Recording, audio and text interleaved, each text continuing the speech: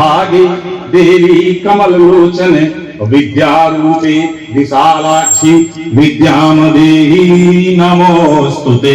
सभी बंधुओं से निवेदन है कि माता सरस्वती के सम्मान में कृपया 1 मिनट के लिए खड़े हो जाएं।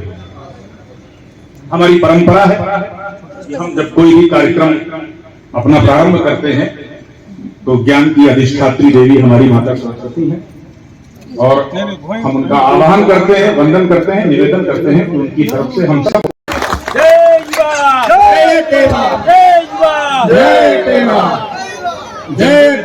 जल्दी में तो नहीं है आप लोग हैं, तो बस 5 मिनट में अपनी बात खत्म करते हैं। हम भी बहुत जल्दी में थे, इसलिए 4 घंटा लगाकर आए हैं अयोध्या से, तो हमें बस 5 मिनट सुनिएगा।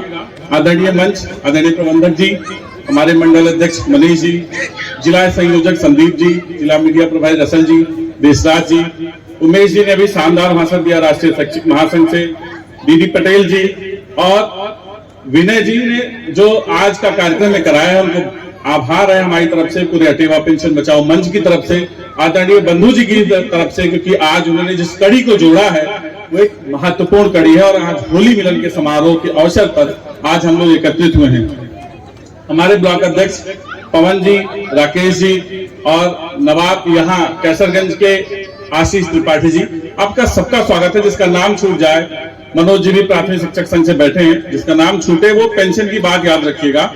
हम ले चलते हैं 2 मिनट आपका ध्यान, जितने भी लोग खड़े हैं और जो भी व्यवस्थापक महोदय हैं, जो भी हमारे साथी बाईं तरफ खड़े हैं, उनसे निवेदन है 2 मिनट बात सुन लीजिए, फिर भोजन करिएगा और मुस्कुराइएगा और अपने बुढ़ापे को सफल बनाने के लिए संकल्प करिएगा और अपनी आवाज बुलंद कर यहाँ से जाइएगा। ये बात है 2014-15 की, जब पेंशन की बात होती थी, किसी भी संगठन से, किसी भी पार्टी के नेता से या किसी भी राजनीतिक जो खड़ा है उनसे जब भी बात करते थे हम लोग, तब वो हाथ इस तरह हिलाते थे। हमने संदीप जी से ये बताया कि हाथ इस तरह हिलाते थे और इतनी बार हिलाते थे कि हम लोग गिन नहीं पाते थे। वो क्या कहते थे जब हम कहते थे कि पुरानी पेंशन, तो कहते नहीं नहीं नहीं नहीं नहीं नहीं नहीं नहीं नहीं हो ही नहीं सकती। और आज की स्थिति क्या है, आपने संघर्ष किया और अटेवा पेंशन बचाओ मंच ने विजय कुमार बंधु जी के नेतृत्व में 4 साथियों के साथ शुरू किया संगठन, एकमात्र मुद्दा लेकर पुरानी पेंशन आज पूरे देश में हुंकार भरता नजर आ रहा है। आज वो चाहे वो जम्मू कश्मीर हो, चाहे वो महाराष्ट्र हो, अभी महाराष्ट्र की बात की जाए तो महाराष्ट्र में 17 लाख से ज्यादा कर्मचारियों ने कलम बंद हड़ताल किया। जब आवाहन हुआ, आवाहन इस प्रकार होता है, थोड़ा सा हम एनएमओपीएस के बारे में बताना चाहते हैं। कितने लोग हैं जो एनएमओपीएस के बारे में जानते हैं? हाथ उठाइए एक बार जरा। थोड़े लोग जानते हैं, 2 मिनट में उसको भी बताते हैं। जैसे अटेवा उत्तर प्रदेश में पुरानी पेंशन बहाली की लड़ाई लड़ रहा है एक मुद्दे पर, ठीक, वैसे ही अलग अलग राज्यों में अलग अलग संगठन, जैसे हरियाणा की बात की जाए तो वहां पर पीबीएसएस के नाम से संगठन है, पेंशन बहाली संघर्ष समिति। अगर हिमाचल की बात की जाए तो वहां पर एनपीएसईए नाम से संगठन, new pension scheme employees association. ऐसे ही अलग अलग राज्यों में संगठन है जो अटेवा की तरह एक ही मुद्दा लेकर चलते हैं। और अटेवा के जो प्रदेश अध्यक्ष विजय कुमार बंधु जी हैं, उनके नेतृत्व में एनएमओपीएस का गठन होता है। जैसे अटेवा यहाँ पर है, एनपीएसईए है, पीबीएसएस है, ऐसे ही अलग अलग राज्यों ने मिलकर एक संगठन बनाया जिसका नाम है NMOPS, national movement for old pension scheme. और बड़े फख्र की बात है, बड़े गर्व की बात है कि उसके मुखिया भी उत्तर प्रदेश के विजय कुमार बंधु जी हैं, जो हमारे आपके नेतृत्व करता है।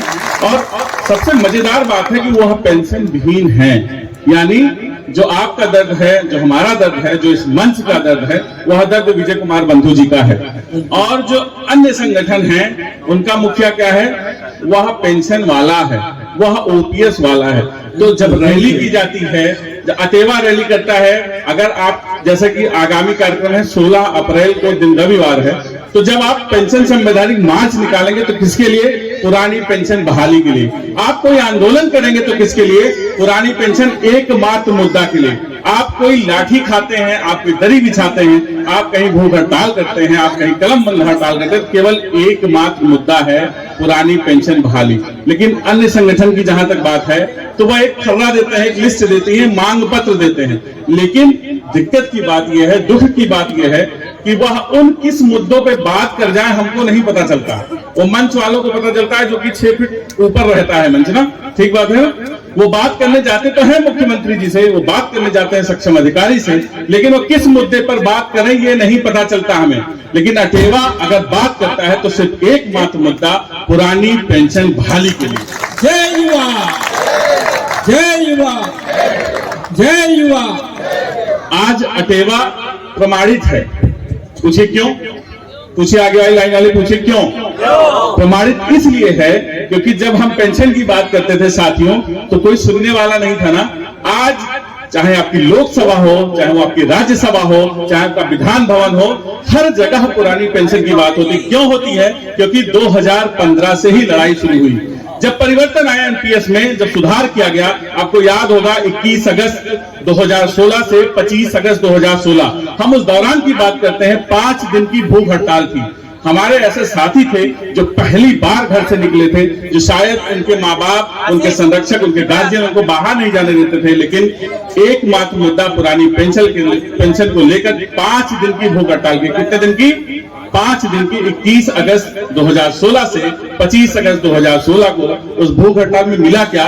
हमें मिला पहली जीत, हमें मिली पहला लक्ष्य, हमें मिला पहला पड़ाव, जो कि हमें मिला हमारे जो पुरानी पेंशन है, फैमिली पेंशन जो मिली, पारिवारिक पेंशन की जिसकी बात करते हैं। वो क्यों मिला? क्योंकि अटेवा ने संघर्ष किया। हम इस प्रकार कह सकते हैं क्योंकि 2015 के बाद ही मिला।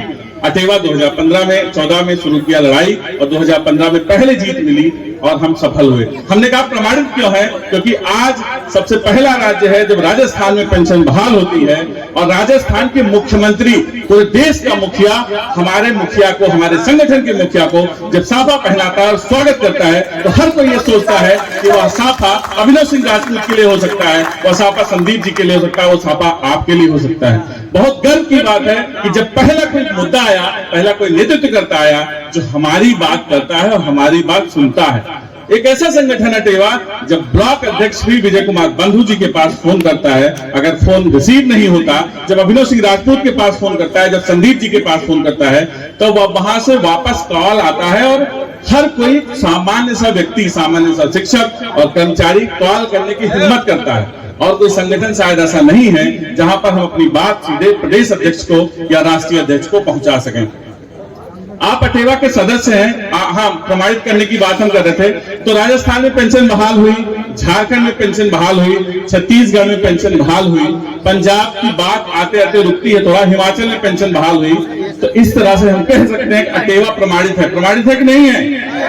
क्यों प्रमाणित है? क्योंकि उसी के नेतृत्व में पुरानी पेंशन बहाल हुई है। और हम लोग बहुत फक्र से कहते हैं कि एक नेक काम में हम अयोध्या जी से चलकर आए हैं। हम एक नेक काम में, आप शिवपुर, बलहा, नकहा और तमाम जो महसी और दूध के मिहीपुरवा जैसे ब्लॉक से, जरवल से, आप कैसरगंज में उपस्थित है। और बहुत ही गर्व के साथ कहिए कि जब ये लड़ाई छिड़ी थी, जब हम लोग अपने पुराने साथियों को दोष देते हैं, जल्दी भी तो नहीं है विनय जी?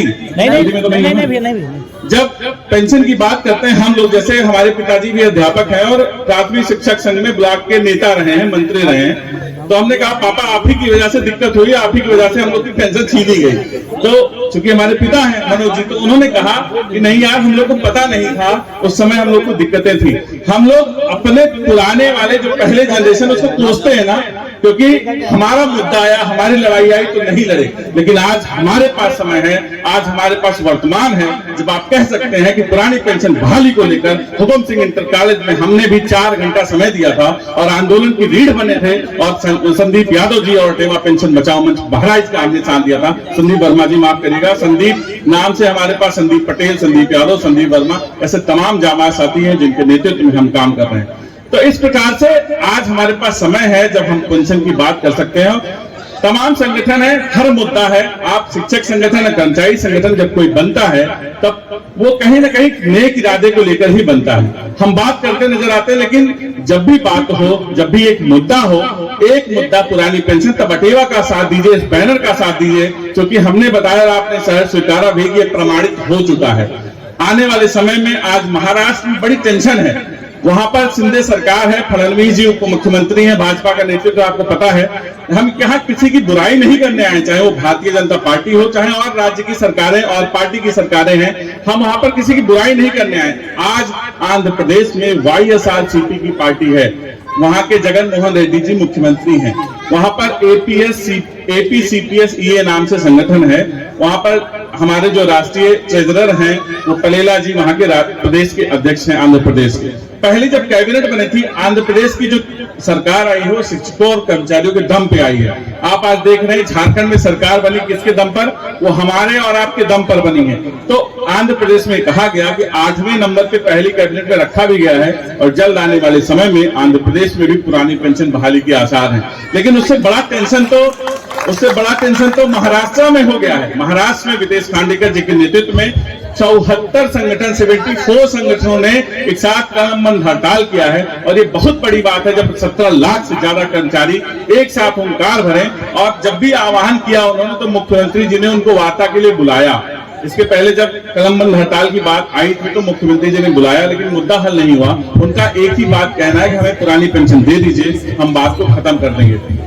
आपको याद है जब हम लोग बात करते थे किसी से तो सुनता नहीं था। आज जब भी किसी पार्टी का जो भी लोकल लेवल पर पार्टियां हैं, सिर्फ 2-3 पार्टी, एक पार्टी भाजपा को छोड़ दिया जाए तो हर कोई पार्टी जहां पर चुनाव है वह कहती है कि हम पुरानी पेंशन बहाल करेंगे। कहती है कि नहीं कहती है? वो किसके दम पर कहती है? क्योंकि हम मजबूत ताकत में हैं। अगर हम आप थोड़ा सा बिखरेंगे तो कहीं ना कहीं गड़बड़ होगा। और यही समय है, वर्ष 2024 ही एक वर्ष है जब हमें पुरानी पेंशन दिला सकता है। मोदी जी को ये पता चल जाए कि शिक्षक और कर्मचारी, पूरे देश के 70 लाख शिक्षक कर्मचारी और उनका परिवार एक ताकत के साथ एकजुट हैं तो हमारा काम बन सकता है। क्योंकि मोदी जी एक ऐसे नेता हैं जो कुछ भी कर सकते हैं, आपको पता है। वो रात 8 बजे आकर कह सकते हैं कि भाइयों और बहनों, लेकिन क्यों कहेंगे जब हमारी और आपकी ताकत, हमारी आपका मुद्दा, एकमात्र मुद्दा पुरानी पेंशन बहाली को लेकर अटेवा और एनएमओपीएस का साथ देंगे, विजय कुमार बंधु का साथ देंगे, तभी ये मुद्दा हल होगा। हम बात कर रहे थे राष्ट्रीय पार्टियों की। जब बात कहते थे तो पेंशन का नाम सुनते नहीं थे।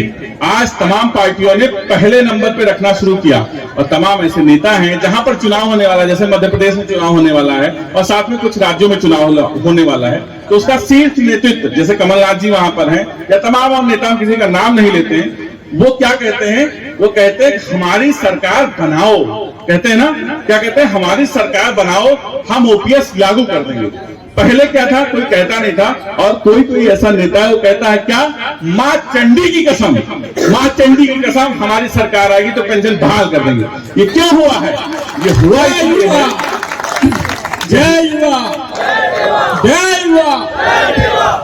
ये हुआ इसलिए है क्योंकि आपकी ताकत और हमारी ताकत एकजुट हुई है। इसलिए साथियों, गुमराह नहीं होना है। आप अन्य संगठनों के साथ रहिए, लेकिन पुरानी पेंशन बहाली के मुद्दे पर जो अटेवा, जो कि प्रमाणित है, सर्टिफाइड है, सरकार ने भी मानना शुरू कर दिया है, झुकना शुरू कर दिया है, तब इसके आने वाले सभी कार्यक्रमों में भाग लेंगे। 16 अप्रैल का कार्यक्रम है पेंशन संवैधानिक मार्च। आपको बताएं हम अयोध्या में हैं। अयोध्या में बड़ी मजा आती है हमें जब इस तरह का आंदोलन पुरानी पेंशन बहाली को लेकर करते हैं। क्यों? क्योंकि आपने भगत सिंह को नहीं देखा, आपने महात्मा गांधी को नहीं देखा, आपने सुभाष चंद्र बोस को नहीं देखा, आपने लक्ष्मीबाई को नहीं देखा, लेकिन आप कह सकते हैं जब एक नेक काम हो रहा था, जब बुढ़ापे की लाठी हो रही थी, तो हम भगत सिंह बने थे, हमने आंदोलन किया था, हमने पुरानी पेंशन बहाली के लिए अपना लहू बहाया था, लाठी खाई थी, हमने दरी बिछाई थी।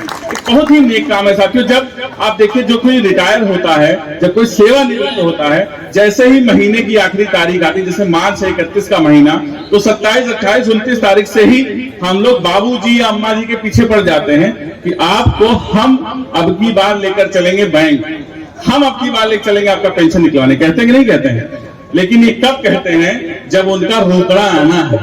बाबूजी को खांसी भी आती है तो उनकी दवाई एम्स में होती है, उनका बहुत से बेहतर इलाज होता है। लेकिन अगर हम लोग रिटायर होंगे एनपीएस के थ्रू तो उसमें कुछ नहीं मिलना है। एनपीएस एक प्रकार का छलावा है, एक प्रकार से शेयर आधारित पेंशन योजना है, जो कि एनपीएस मतलब कि नो पेंशन स्कीम से हम लोग कहते हैं और कहते भी आए। तो कहीं ना कहीं समय है जब हम अपनी बात कह सकते हैं। तो आगामी 16 अप्रैल को पेंशन संवैधानिक मार्च है। यहाँ पर 14 ब्लॉक हैं। हम ये चाहते हैं कि आप सभी लोग यहाँ से जाइए तो एक एक साथी को, अपने विद्यालय के एक एक साथी को बात कहिए, उनसे कहिए कि यही वर्ष है 2024 जब हमें पुरानी पेंशन मिल सकती है। यही वर्ष है 2024 जब हमारे बुढ़ापे की लाठी हमें मिल सकती है। यही वर्ष 2024 जब नरेंद्र मोदी जी और आदरणीय योगी जी कह सकते हैं कि हाँ, पुरानी पेंशन बहाल होगी। 16 अप्रैल का कार्यक्रम हो गया। इसके बाद 1 जून का कार्यक्रम है, संदीप वर्मा जी आपको बताएंगे भी। 1 जून का कार्यक्रम है, उसमें हम लोग बार बार ही कहते थे कोई ऐसी रथ यात्रा निकाली जाए बंधु जी से। ये 2 साल से या 3 साल से प्लानिंग चल रही है कि रथ यात्रा निकाली जाए। तो पेंशन के लिए हम लोग रथ यात्रा निकालेंगे 2 जगहों से, एक साउथ से, एक उत्तरी सिरा, दक्षिणी सिरा भारत का, उत्तर भारत और दक्षिण भारत से। उसमें क्या करेंगे हम लोग, 2 रथ यात्रा रहेगी, अलग अलग राज्यों को बांटा जाएगा, उनका रूट चार्ट तय किया जाएगा और आप लोग शहर जिसमें जाइएगा 1 जून से लगभग 15 या 16 जून या 30 जून जो भी यात्रा हमारी चलेगी, ये गाइडलाइन प्रदेश की तरफ से आएगी, राष्ट्रीय कार्यकारिणी बताएगी। तो हम आपसे निवेदन ये करते हैं, उस समय में जब जून में छुट्टियां होती हैं, हम लोग वैकेशन पे जाते हैं, हम लोग कुछ पहाड़ों की तरफ रुक करते हैं, कुछ झीलों का नजारा करते हैं। लेकिन एक बार हमने कहा ना कि चूंकि वर्ष 2024 ही है जो हमें पेंशन दिला सकता है, तो 1 जून के आपको घूमना है तो 21 मई से 30 मई के बीच में घूम लीजिए, 31 मई के बीच में घूम लीजिए। लेकिन 1 जून को फिर अपने आप को रिजर्व करिए अपने लिए। अभी तक हमने लड़ाई लड़ी है किसके लिए, नेताओं के लिए, हमने वोट किया किसके लिए, उनके लिए। लेकिन आज पहला मुद्दा है, पहली बारी है जब हम अपने आप को इस आंदोलन में भागीदार बना सकते हैं, अपने आप को आगे बढ़ा सकते हैं। जो रिटायर हुए हैं, जिनकी पेंशन 30,000 40,000 आती है, आप देखिए तो उनका चेहरा एकदम चमचमाते रहता है, उनकी शेविंग वेविंग फिट रहती है, अभिनव सिंह राजपूत की तरह नहीं बड़ी बड़ी दाढ़ी, एकदम टनाटन रहते हैं, काजू मेवा किशमिश उनकी पूरी व्यवस्थाएं। ये कैसे है, क्योंकि उनको रोकड़ा मिलता है। अगर ये रोकड़ा नहीं मिलेगा तो आज आने वाले समय में जो कंप्यूटर का जमाना है, जो हमारे बच्चे हैं, जो हमारी जनरेशन है, कहीं ना कहीं वो हमें ढकेलेगी। इसको बहुत गंभीरता से सोचिएगा और अपने लिए आगे बढ़िएगा। आगे आने वाले समय में 1 जून के बाद सीधे हम 1 अक्टूबर की बात करते हैं, जब 1 अक्टूबर को आपको दिल्ली बुलाया जाएगा।